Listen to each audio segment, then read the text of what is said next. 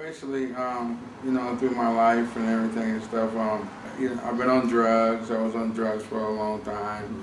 I had a little daughter, a little girl, and through my drug addiction and everything, and me and the mother split up. You know, I love my kids, my daughters and stuff, and I never was able to get my life on track because through my drug addiction and my past of going in and out of prison and stuff, and where that I never was a good dad or father. Since I've been coming through the DAS program, I've been doing my footwork as my child support out of Alaska, back child support, and through my support of my daughter right now is that you know, I got out of work release. Me and my daughter is living with me. Dad's program helped me, guide me through a lot. Dad helped me not only, you know, dealing with legal situations of dealing with my child support, guide me in the right directions, give me the strength, the support, just hearing that. I think what struck me here by coming down to this office is seeing how many fathers that's involved in this program, and I want to be part of that. I want to be a part of a successful father, doing the right thing.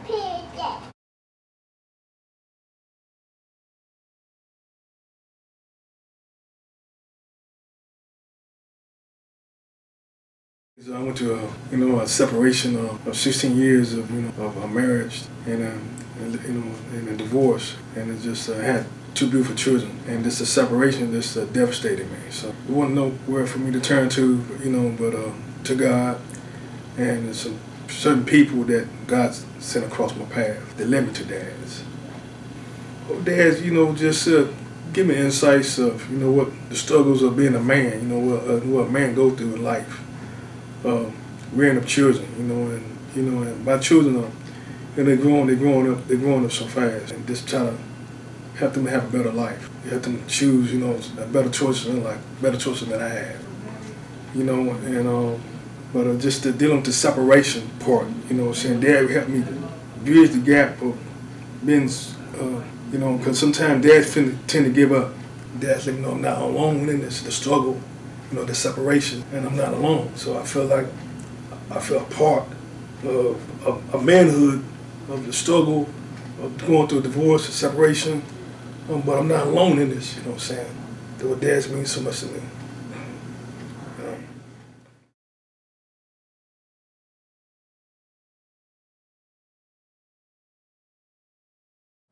Well, one time like before dads, because basically it started out, I had known about dads, man, back in '98 or 2000, right when they were really first there. I remember now they got the big fancy red door. I mean, it's just really right there. And I went down to get some help for one of my older children, some child support and stuff, and it was just walking in, and Jeanette was there, and she really just opened the door, and it was just like, come on in, sit down. And that was the first time I've ever been somewhere where people were actually wanting to, it's like she was really on my side. It wasn't like, just come in, sit down, fill the paperwork out because we got to. No, it's, I really want to help you. Because that's what it feels like. You feel like you actually have a voice or someone that you can go and tell what's going on with you. And then she's actually, instead of saying, oh, that's too bad, no, she's like, okay, well, let's see what we can do to get it fixed. They're like, let's get you help and straighten out and all that stuff. And so that's pretty much when I went back this time, because my daughter decided at 11, she's 14 now, just had her birthday, she decided she wanted to come and stay with me. So now for 11 years I've been on my own, just scuffling, doing what I do.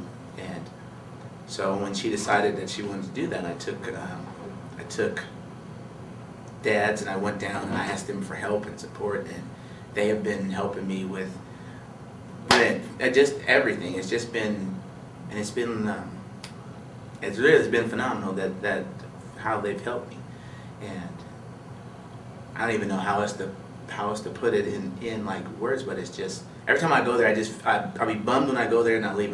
I'm excited, I'm pumped because I know now I'm gonna get somewhere.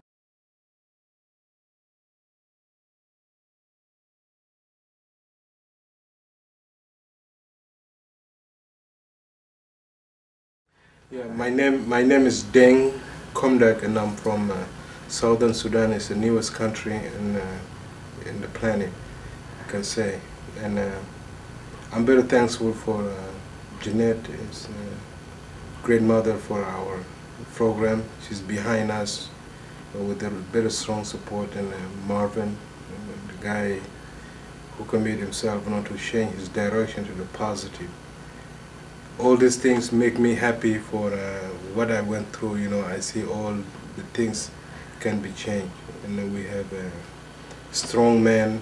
I totally don't want to mention your name, and I'm pleased to meet you guys. You know, to be part of my life, and that man group. It meant to be just simple. You know, what happened to all these men who some of us don't have no father, and they have no uncles, and for the strength, you know, to turn all this around, and they make it positive. You know, we can look out for the kids, and for the strong support from the Bible. We go down, you know, we explain, you know, we become like a family, and truly I appreciate everything happening in my life right now. Without that, I don't know what direction I can hit to. So simple, you know, I'm just grateful, and for what the clear eyes I see, what that can present. All the kids, you know, I see them, they're treasure for me, because, you know, they're our future. I see them with them, gold and diamond. This is where I see it. And, it gives me hope. Every Wednesday I see it, you know, like it's a holiday for me. So I was incarcerated for almost 6 years in prison, and the time I come out, I feel free anyway.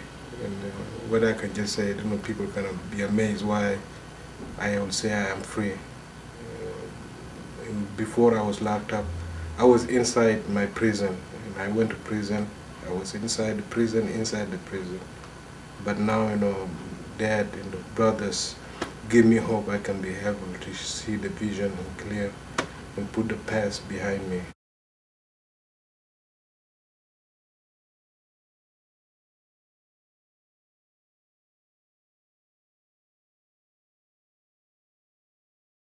I used to work in I worked in DSHS, Child Protective Services, for about 10 years. But I knew about dads when I worked in social services, and then I had met Marvin and Will Haynes at, well, actually I met Will Haynes at one of the community, we had a community like festival, kind of like a bazaar kind of thing where you can set up booths, and he had the dad's booth.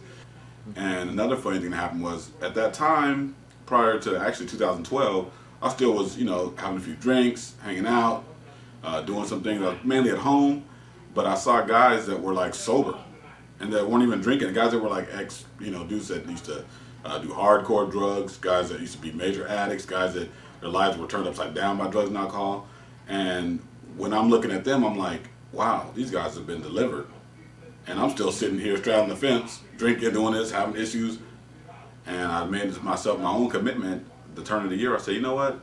It's time for me to change my life. I'm 40 now. I've done a whole bunch of ridiculousness. I've been out there doing whatever I want to do. Now it's time for me to turn the chapter. I say, you know what? January 1st, 2012, I haven't had a drink since. I haven't even cared about having a drink, never thought about having a drink. But just the fact that I was around guys who were clean and sober, guys who I never even thought about, you know, I was like, man, these guys are doing things that I want to do. Maybe I have things that, you know, that I'm doing they want to do, but there's a lot that I'm getting from my group of guys that's helping me out. And I really never even thought that it would be that way, you know, or how it would all come to play, but it happened. And I was like, wow, this is really helping grow me. I'm evolving, I'm growing, and I never even saw that it would happen in this context. Yeah, so it's very interesting. So I've been really blessed. I feel really blessed, and it's been really good to get with men and work on, you know, just being transparent and talking and enjoying each other and being free and being in a safe environment where we can talk about things. So it's been really good for me, beneficial.